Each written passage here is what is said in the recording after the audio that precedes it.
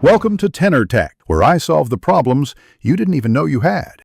You're starting with a sequence already open. First, make sure the clip you want to resize is in the timeline. You need to verify the sequence frame size via sequence settings so you understand the current canvas. Once done, select the clip in the timeline and switch to the Effect Controls panel. This gives you direct access to scale and position controls. Make sure playback is stopped before changing values so you see exact results in Program Monitor. Now you'll perform the core resizing. In Effect Controls, change scale to enlarge or shrink. You can type a number for precision.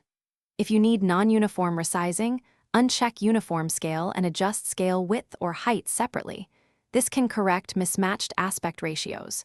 Use the Program Monitor handles to drag and visually frame the subject and nudge position values when you need exact alignment. Because you can keyframe these properties, you can finish by confirming your sequence and export settings match the intended output. Go to File, Export Media, and verify frame size and bitrate. If you need a quick fit, right-click the clip and choose Scale to Frame Size or Set to Frame Size. The first rescales pixels, the second adjusts scale parameter. If the image looks soft after enlarging, that means low source resolution. Make sure your source exceeds the target frame size or use moderate scaling only. If problems persist, revert changes and try a higher resolution aspect.